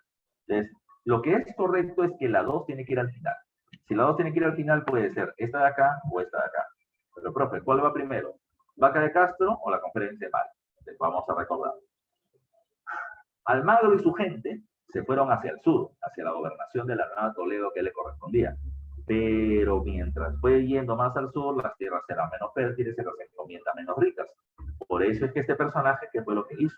Recuerden que este personaje regresó al Cusco, tomó el control de la ciudad, capturó a los hermanos de Francisco Pizarro y luego tuvo una reunión con Francisco Pizarro en la conferencia de Mala. Y es ahí donde, como no se ponían de acuerdo de a quién le pertenecía el Cusco, Pizarro dijo, que venga un gobernante, un representante de la corona española y que ponga punto final y diga a quién le pertenece. Pero mientras tanto, tu Almagro, quédate con él. Entonces, eso fue primero. Después, Almagro el Mozo es asesinado por los hermanos de Francisco Pizarro, los almagristas matan a Pizarro y ahí recién viene Vaca de Castro.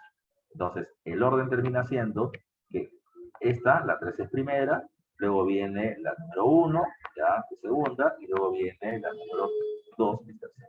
Entonces, ¿cómo va el orden? 3, 1, 2. ¿Ya? 3, 1, 2. Y por lo tanto, la clave termina siendo la de dedito. Ya, la de dedito. Muy bien, ya, Fiorella, muy bien, Kevin, muy bien, Ruth. Ya. Así que hay que estar atentos, atentos. Vamos a la pregunta número 12. Tenemos 9 preguntas y 28 minutos. En promedio 3 minutos por pregunta, más o menos. Vamos a ver. Pregunta número 12. Respecto a la historia del virreinato peruano, indique la relación de enunciados verdadero o falso según corresponda. ¿Ya? A ver, virreinato es un tema bastante extenso. Cuando hablemos de virreinato, no te olvides que vamos a hablar de la creación del virreinato, de las reformas toledanas, de la organización económica, dentro de la economía, el comercio, la minería, los tributos, la agricultura, etc. Tenemos que hablar de la organización social, tenemos que hablar del sistema político, tenemos que hablar de la educación, de la cultura. Es un tema gigante para un periodo bastante largo. Pero acá estamos poniendo solamente por introductorio, verdadero o falso de manera general. A ver, 1. La economía colonial giró fundamentalmente en base a la minería, el comercio y la tributación. Eso sin duda alguna. Recuerda que la principal actividad económica promovida por parte del gobierno termina siendo precisamente la minería. ¿Ya? La minería. Y recuerden que hay dos minas importantísimas. Potosí, que produce plata, y Huancavelica, que produce mercurio. Y el mercurio serviría para la purificación de los metales y extraer plata de mejor calidad. Recuerden que el comercio también es una actividad importante. Recuerden que hay un comercio de carácter mercantilista. El Estado promueve el comercio aunque cobra altos impuestos. Y luego tenemos el caso de la tributación con los diferentes impuestos. ¿Cuál es el principal impuesto para la corona española? El quinto real, el 20% de la producción minera. ¿Cuál es el principal impuesto o el impuesto que más se cobra o que a más población se cobra? El tributo indígena, que lo pagan los indios por seritos. ¿Ya? Pero todo esto es correcto. La primera es verdadera. Si la primera es verdadera, recuerda que cualquiera de las 4 puede ser clave. ¿Ya? Porque todas comienzan con verdadera. A ver, ¿qué me dice la segunda? Legalmente existieron en el virreinato peruano 2 sectores sociales, los españoles y los indios. Eso es verdad, eso es verdad. Recuerden que inicialmente el virreinato intentó establecer una política llamada segregacionista. Blanco por un lado, indio por el otro. El blanco vive en las ciudades, los indios viven en las reducciones. ¿Ya? Los indios pagan tributo indígena, pero no pagan, por ejemplo, el impuesto de la alcabala, que sí lo pagan los blancos. El blanco tiene su gobernante, que es el alcalde en el cabildo. El indio tiene su gobernante, que es el cacique, pero subordinado a un corregidor. Entonces, la idea era separarlos y que tengan sus propias leyes, tributos, etc. ¿Ya? Que vivan juntos, pero no revueltos. ¿Ya? Que cada uno sepa de que tiene una posición diferente. Entonces, la 2 termina siendo verdadera. Si la 2 es verdadera, si la 1 y la 2 son verdaderas, entonces por lo tanto eliminamos la alternativa C. Es lo único que podemos eliminar por el momento. ¿Ya? ¿Qué me dice la tercera? ¿El reemplazo de los corregimientos por las intendencias fue producto de las reformas borbónicas? Sí. ¿En el siglo XVII? No. Recuerda que las reformas borbónicas terminan siendo del siglo XVIII. ¿Ya? De los años 1700, no de los años 1600. Por lo tanto, era correcto, ¿no? El reemplazo del corregimiento por las intendencias fue producto de las reformas borbónicas, sí, pero hay que terminar de leer completo. No se dice en el siglo XVII, sino en el siglo XVIII, y eso lo convierte en falso. Entonces, si es así, eliminamos la D, ¿ya? Y nos quedamos con la A y la B, verdadero, verdadero, falso. La última define todo. La Real Audiencia, recuerden que la Real Audiencia es el poder judicial, ya es el poder judicial, donde los jueces eran los oidores y era la máxima instancia judicial a la que llegan los americanos ya por temas legales. La Real Audiencia fue la institución que en el virreinato se encargó de administrar justicia en el más alto nivel, y eso termina siendo verdadero. ¿Ya? Así que la clave termina siendo la B de bandera. Otro dato más que debes recordar con respecto a la Real Audiencia. Recuerda, ¿qué pasa si el virrey se moría? ¿Ya? Si el virrey se moría o estaba enfermo y no podía gobernar, la Real Audiencia asumía el control del Estado, lo que ha sido pregunta de examen de admisión, no te pienso. ¿Ya? Entonces, en la 12 ya sabes que la clave termina siendo la B de besito. Dice, profe, ¿las reformas en qué siglo se dio? Se dio en el siglo XVIII. Recuerda que esto significa, por si acaso, para los que no lo saben, esto es 16. Recuerden que cuando nosotros pasamos de siglos en romanos a años, ya en numeración, ya en numeración indoárabe, recuerden ustedes que tienen que hacer lo siguiente. A este número romano le restas -1. Entonces, ¿qué te queda? 16 menos 1, 15. Y acá le vas a terminar poniendo las otras dos cifras. De 1500 a 1599 tenemos el siglo XVI. El siglo XVII sería igual, 17 menos 1, 16. 1600 y tantos. ¿Ya? Y las reformas básicas son del siglo XVIII, de los años 1700. Por lo tanto, no te olvides, como te estaba diciendo, esta tercera alternativa es falsa, porque las reformas borbónicas son del siglo XVIII y no del siglo XVII. ¿Ok? Vámonos a la pregunta número 13. ¿Ya? Chévere, Telera, no te preocupes, aquí estoy para ayudar. Pregunta número 13. Dice, el cacique se rebeló en contra de los abusos de los misioneros franciscanos en el siglo XVIII, tras la explotación de la comunidad de chunchos. Se le llamaba chunchos, ya no a un pueblo en específico, se le llamaba chunchos a los pueblos indígenas de la selva. Asimismo, los virreyes José Antonio de Mendoza y el virrey Manso de Velasco enviaron tropas de auxilio de estos y así aplastar a su conspiración, logrando batallar constantemente en la región de... A ver, recuerden que ya si estamos hablando de pueblos de la selva, estamos hablando de que se rebelan contra los abusos de los franciscanos, esa termina siendo la causa de la rebelión, que yo te podría hablar de dos personajes. Te podría hablar de los hermanos Torote, en la década de 1720, y de, sin duda, Juan Santos Atahualpa. Ya, Juan Santos Atahualpa. Entonces, en las alternativas tenemos Juan Santos Atahualpa en la alternativa B y Juan Santos Atahualpa en la alternativa D. Ahora, la pregunta me dice, ¿ya? ¿Dónde es que se produce esta rebelión? Bueno, la rebelión se termina produciendo en la zona de la selva. Se termina produciendo en la zona de la selva central. ¿Ya? En la zona de la selva central. Recuerden que los franciscanos habían hecho misiones, es decir, habían entrado a evangelizar la selva central y los jesuitas iban a la selva norte. Por eso, como están hablando de franciscanos, la clave está ligada a la alternativa B. El pasado Atahualpa va a terminar rebelándose en la selva central con el apoyo de una diversidad de pueblos nativos ante el abuso de los franciscanos, pero al final terminó siendo derrotado. ¿Ya? Así que la clave en esta pregunta 13 termina siendo la B de besito. ¿Ya? Muy bien. Una cuestión, ¿ya? Porque le estoy viendo por acá por interno, si ahora lo pueden ver porque ha sido un mensaje directo. Y siempre se los digo, y en estos últimos meses con mayor fuerza todavía, cada vez que tú me lances una clave a mí o a cualquier profesor, no pongas la clave así, ¿ya? No pongas, profe, ¿será la B? Ya, así con un signo de interrogación. No pongas eso, no voy a decir nombre, pero no pongas eso. ¿Por qué? Porque no debes dudar. En el examen no puedes dudar, ¿ya? No puedes dudar. Tú tienes que ir con información certera. Y lo que tú marcaste como clave es clave. Punto. Yo siempre les pongo esto porque les voy a hacer recordar ya que estamos en la primera clase introductoria. Imagínate que esta fuera la pregunta de examen de admisión, ¿ya? Imagínate que estás en la pregunta número, no 13, estás en la pregunta 53, es una pregunta de historia, ¿ya? Y yo historia lo sé porque el gran Mendoza ha sido mi profesor, ¿ya? Entonces yo me sé todo el curso porque he tomado atención todo el ciclo también. Entonces, yo sé que en la 13, escucha, me la pusieron difícil. Santos Atahualpa, yo sé que es Santos Atahualpa, pero en la selva central, la selva norte, no me acuerdo, ya no me acuerdo. Entonces, ¿será la B? ¿Será la D? ¿Ya? Y así se ponen en duda. Entonces, en ese momento, ¿qué tienes que hacer tú? Decir, con Pepe, ¿ya? Me parece que más en la selva central, marco la B, ¿ya? Pero tú sigues diciendo, mucha, pero será la D, te quedas así en la duda todavía, ¿no? Entonces, en ese caso, ¿qué tienes que hacer tú? Yo te recomiendo de manera particular que hagas eso. En tu examen, a las preguntas que tú te quedas en duda, que podría ser otra clave, ponle así, márcalo con un circulito y avanza. ¿Por qué? Porque la siguiente pregunta, la 54, ya la 54, si tú te quedas con la duda y sigues pensando si era la D o la D, en la 54 la pregunta es sobre química.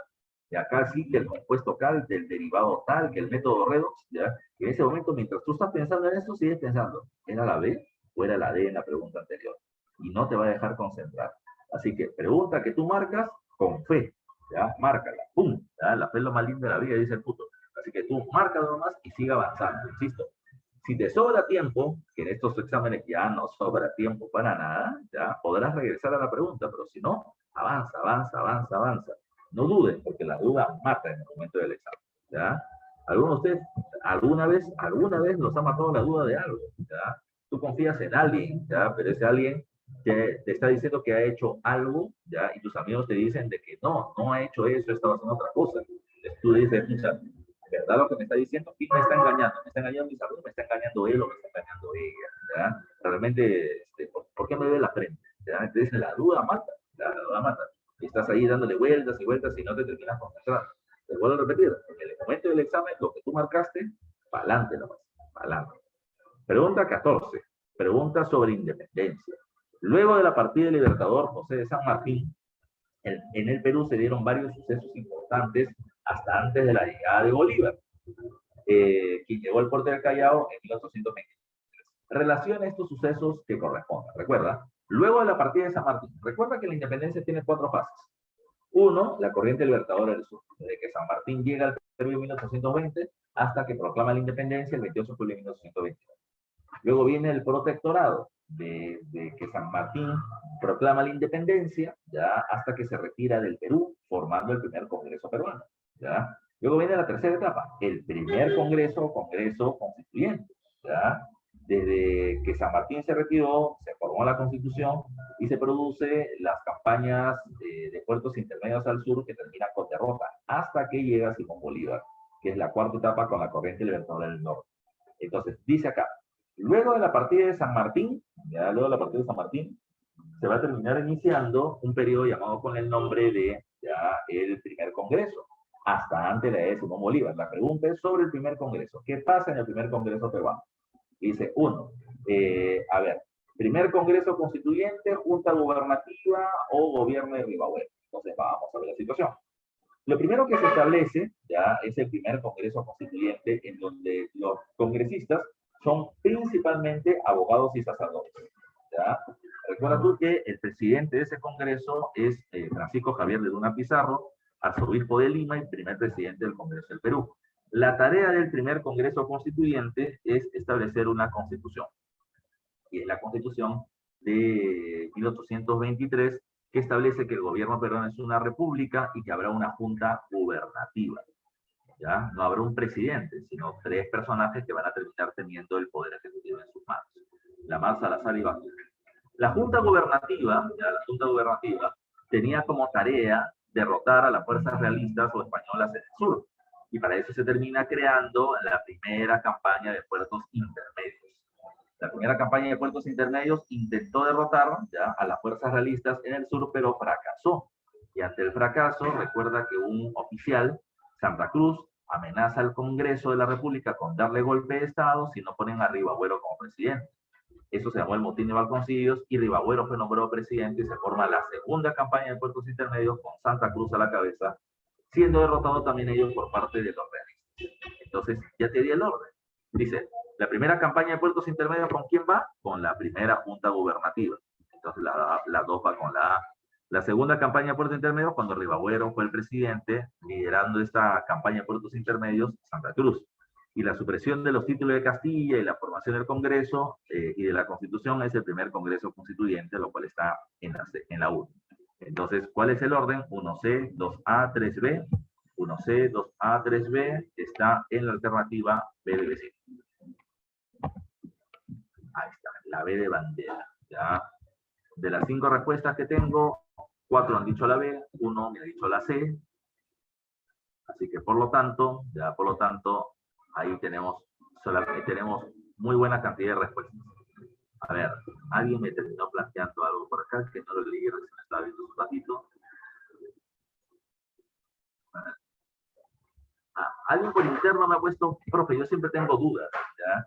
Y me ha puesto una imagen así. Yo no sé qué significan varias de estas imágenes cuando a veces las ponen los muchachos, porque como que ya no soy tan jovencito que digamos. No sé qué significan estos símbolos, ¿ya? Si alguien me lo dice por el chat, estaría mejor, así, como una V y 2 rayitas abajo. ¿Qué cosa significa una lágrima? ¿Qué cosa significa eso? No sé.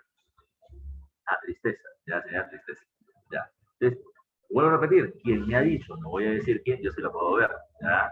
Entonces, si es que tienes una duda, si siempre tienes dudas, lanza la pregunta.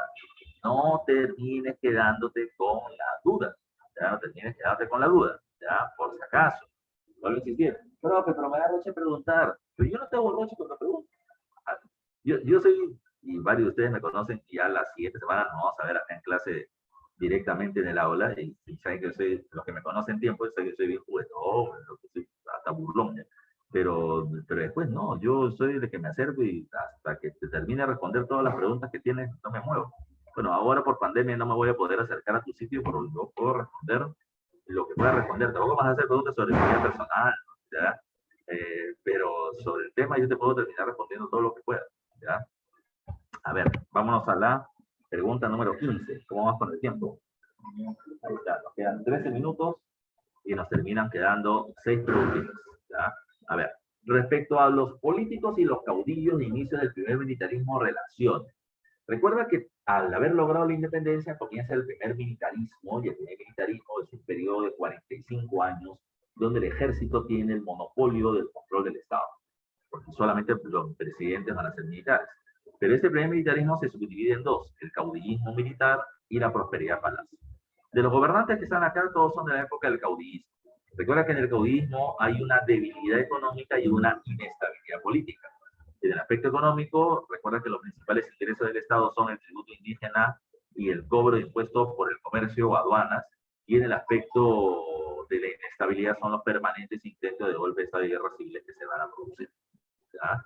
Entonces, ahí tenemos en ese periodo varios gobernantes que están ahí, Gamarra, Lamar, Orbegoso y Salaverry, y vamos a ver qué cosas tenemos que relacionar con ellos. ¿Ok? Dice, se opuso a los planes de Santa Cruz para formarse la Confederación Peruano-Boliviana, ¿ya? Y murió fusilado tras la batalla de Socabaya. Recuerda tú que cuando el presidente de la República era Felipe Santiago Salaverry, disculpa, cuando el presidente de la República era Luis Orbegoso, Salaverry se termina rebelando contra él con apoyo de Gamarra, ¿ya? Y para poder vencer a Salaverry y a Gamarra, Orbegoso terminó buscando el apoyo del presidente de Bolivia, Andrés Santa Cruz. Orbegoso le propuso a Santa Cruz establecer una alianza entre Perú y Bolivia, la Confederación, para siempre y cuando se derrote a los conservadores. Y se produce una segunda guerra civil en el gobierno de Orbegoso. Y en esta guerra civil, recuerda que Gamarra va a ser derrotado y en la batalla de Yanacocha, y huye hacia Chile con varios otros conservadores como Ramón Castilla, mientras que por otro lado, Felipe Santiago Salaverry va a ser derrotado en la batalla de Socabaya y posteriormente fusilado. Entonces, si me están diciendo, murió fusilado tras la batalla de Socabaya, ese termina siendo Salaverry y ese está en la alternativa A. Así que 4 va con A. ¿Ya? 4 va con A, 4 va con A, 4 va con A, 4 va con A. Tenemos varias posibilidades de claves todavía. Dice, enfrentó una guerra civil con resultados favorables y decidió apoyar temporalmente la formación de la Confederación Peruano-Boliviana. ¿Quién enfrentó guerras civiles? Orbegoso. Orbegoso enfrentó dos. La de Pedro Bermúdez primero, la que venció, firmando el abrazo de Maquinguayo, que fue una tregua, y luego va a terminar teniendo la guerra civil contra Salaverry y Gamarra, con el apoyo de Santa Cruz.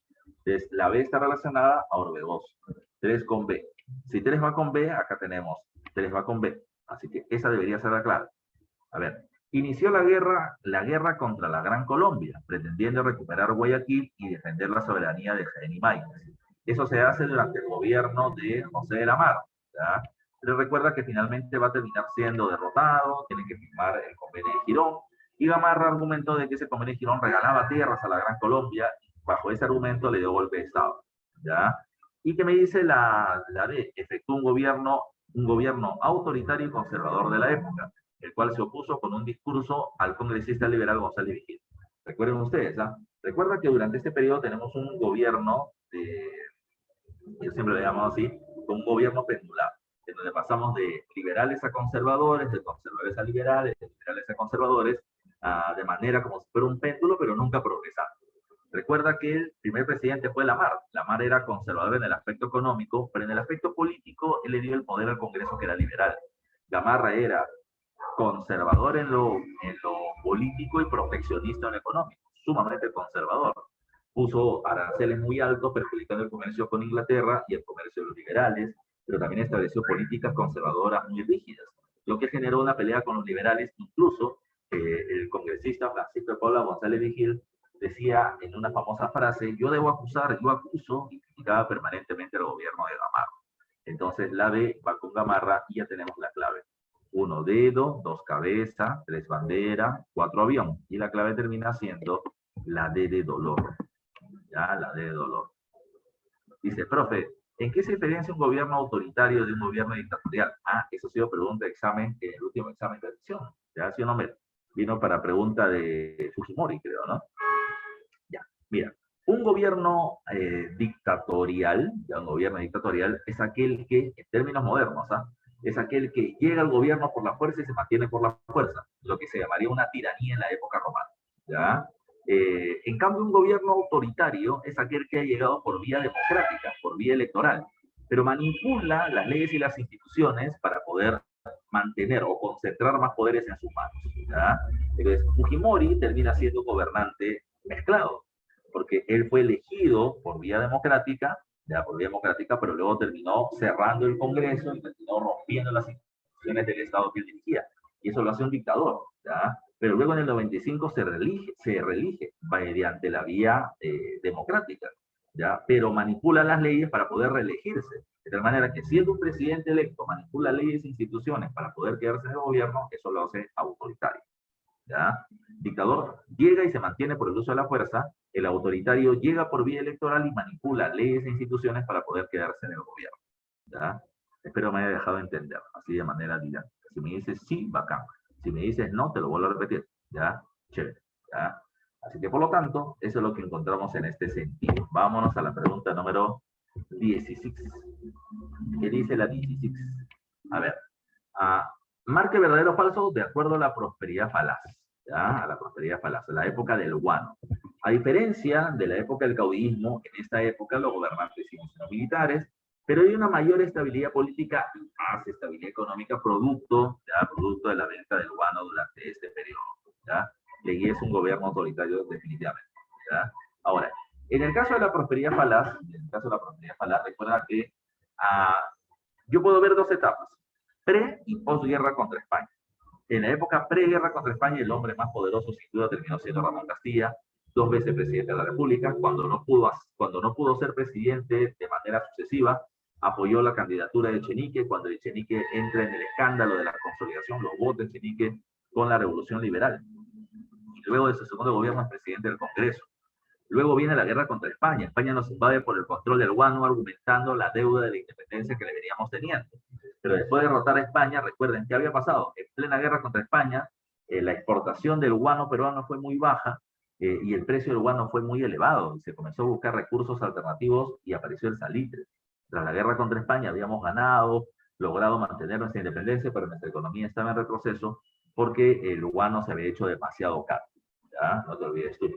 Dice entonces, relaciona verdadero o falso, recuerda la prosperidad falaz. 1. Ramón Castilla ganó las elecciones en 1845 posterior a la derrota de José Rufino Echenique. O sea, no. Castilla da golpe de Estado en el año 44, en el año 46 termina siendo electo, pero no derrota a Echenique. ¿Ya? Para su primer gobierno, él termina derrotando a Ignacio Vivanco, el gobierno autoritario de El Directorio. Entonces, no termina siendo esta propuesta verdadera, creo yo, ¿verdad? Porque debería ser, repito, tras derrotar a Vivanco. Esto debe ser falso. A ver. Dice, Manuel Menéndez, al convocar las elecciones de 1845, sufrió un golpe de Estado por parte de Ignacio Vivanco. Tampoco, pero también termina siendo falso. ¿Ya? Porque Vivanco no da golpe de Estado. Vivanco ya lo han sacado. Menéndez, como presidente del Congreso, convoca elecciones, pero no es que le den un golpe de Estado en ese momento. Falso. Durante la prosperidad falaz, la explotación del guano se dio a través de la consignación extranjera en su primer momento. Eso también es falso. Como ya lo vamos a recordar, recuerda que la venta del guano tiene diferentes mecanismos. El primero de ellos terminó siendo el proceso de alquiler o arrendamiento de las islas. Aunque más adelante viene el sistema de consignaciones, que es lo que más platita va a terminar generando. Pero no es el primer sistema. ¿Ya? Así que la tercera es falsa. Y la 4 me dice, uno de los mayores gastos donde se utilizaron los ingresos del guano fue en la manutención de la burocracia civil. Sí, Ramón Castilla, yo siempre digo esto, planteaba que el Perú terminaba siendo un país grande, ¿ya? pero con un Estado muy pequeño. Es decir, la burocracia que terminábamos teniendo era demasiado baja y por lo tanto se requería más presencia del Estado en las provincias. Por esa misma situación es que terminó planteando un incremento de la burocracia estatal. Así que la 4 termina siendo verdadera y la clave termina siendo la B de besito. La B de besito. ¿Ok? A ver, vamos a la pregunta 17. Tenemos 4 minutos y tenemos 4 preguntas y tenemos ¿cuántos minutos? 3 minutos. ¿Ya? Así que ahora vamos corriendo. Pregunta 17. Tras ganar las elecciones, en el año 1872 logró que su partido político realice cambios en la administración del Estado y sobre todo una reforma económica que incluyó reducir costos de manutención de la burocracia y establecer el estanco del Salitre. ¿Quién llega al gobierno en 1872? Llega el primer civilismo. En 1872 se pone fin al primer militarismo y llega Manuel Pardo y Lavalle como presidente de la República. Tomando en cuenta que el Estado ya no tiene tanta plata, estableció políticas de austeridad. Y la austeridad que implicaba menos dinero, ¿cuál podría ser la correcta? Menos cantidad de presupuesto para poder mantener a tantos burócratas o funcionarios del Estado, ¿ya? Así que eso está bien con Manuel Pardo. Profe, y si me confundo con José Pardo es su hijo. José Pardo, su hijo, gobierna durante la República Aristocrática en 2 oportunidades. Pero el fundador del Partido Civil es Manuel Pardo y Lavalle. No te olvides tú. 17A de avión. ¿Ya? 17A de avión. A ver, pregunta número 18. Identifique qué características corresponden a la República Aristocrática y a la oncena Leguía respectivamente. Ya, o sea, las 2 primeras tienen que ser de la República Aristocrática y las siguientes de la oncena. Surgimiento de los partidos políticos de masas. Recuerda que los partidos políticos de masas son aquellos que incluyeron en su discurso y en su organización a los sectores populares. En la República Aristocrática los sectores populares están excluidos. En la época del oncenio aparece el APRA y el Partido Socialista. No te olvides tú. Entonces, esto de acá, la 1, va con el oncenio. ¿Ya? Dice, hegemonía política del Partido Civil. Recuerda que la República Aristocrática también se le llama segundo civilismo, porque el Partido Civil va a gobernar durante 20 años, excepto durante el gobierno de Billinghurst del año 12 al 14. Pero sí hay una hegemonía política del Partido Civil, sin duda. Entonces tenemos 2 para la República Aristocrática y 1 para el oncenio. Predominio social y político de la oligarquía. Ah, perfecto. Recuerda, en la República Aristocrática solo la oligarquía tiene el control del Estado y los demás sectores sociales son desplazados, no participan del poder. Entonces, esta 3 va con la República Aristocrática y fuerte dependencia del capital estadounidense lo termina siendo con el oncenio. Recuerda que durante la República Aristocrática se depende mucho más del capital británico, pero recuerda que a partir de 1914, que está ya la Primera Guerra Mundial, el capital británico se va retirando y va teniendo cada vez más influencia el capital norteamericano, lo que se reafirma o se acentúa durante la época del oncenio. Entonces, ¿cómo está? Respectivamente, República Aristocrática 2 y 3, ya 2 y 3, y el oncenio 1 y 4. Por lo tanto, la clave termina siendo la C de cabeza. A ver, 2 más y nos vamos. Pregunta 19. Vamos terminando ya. Respecto a la vida política del Perú entre 1948 y 68, en relaciones respectivamente. A ver, ¿quiénes gobernaron ahí? Del 48 al 56, el Ochenio Rodríguez. Del 56 al 62, el segundo gobierno de Prado, también llamado como la convivencia. Del 62 al 63, tenemos el gobierno de la Junta Militar de Ricardo Pérez Godoy. Del 63 al 68 tenemos a Belaúnde y del 68 hasta el 75 tenemos a Juan Velasco Alvarado. Ya, entonces ahí tenemos las etapas. Dice, gobierno que aplicó el reformismo radical. Recuerda que tanto Prado en la convivencia como Belaúnde en su primer gobierno debieron establecieron algo llamado como el reformismo democrático. Una serie de propuestas de reformas sociales, políticas y económicas, pero que no terminó teniendo el éxito esperado porque el Congreso le puso un montón de trabas, sobre todo Belaúnde. Como esto no funcionó, una reforma a la fuerza desde el control del Estado por parte de los militares. Eso lo hace Velasco. El gobierno que aplicó el reformismo radical con un discurso fuertemente nacionalista, antiimperialista, y que quedó muchas empresas estatales producto de las estatizaciones que se hicieron como Petroperú, por ejemplo. Este A va con Velasco. ¿ya? La A va con Velasco. B, periodo en el cual el aprismo y el pradismo pactaron un gobierno reformista en favor de la burguesía nacional, pero ignorando los graves problemas como el de la tierra, que en el año 62 estallaron con levantamientos pidiendo reforma agraria. Eso pasa en la época de la convivencia. La convivencia, recuerden que es la alianza entre el APRA y Prado por llegar al gobierno. Uno va con B.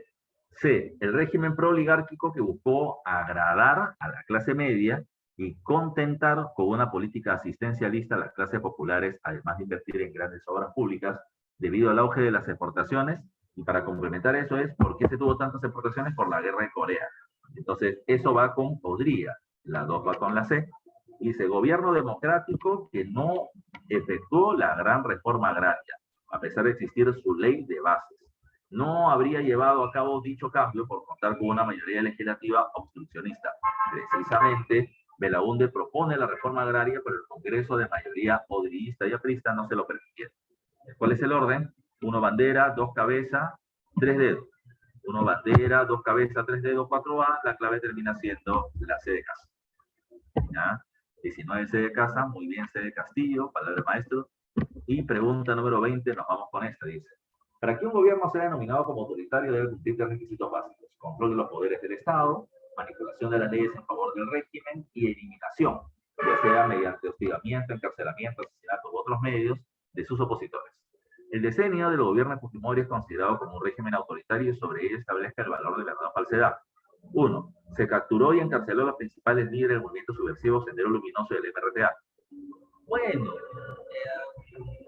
eso yo no lo considero tan autoritario porque hay un conflicto interno. En el conflicto interno, una de las dos partes va a terminar perdiendo.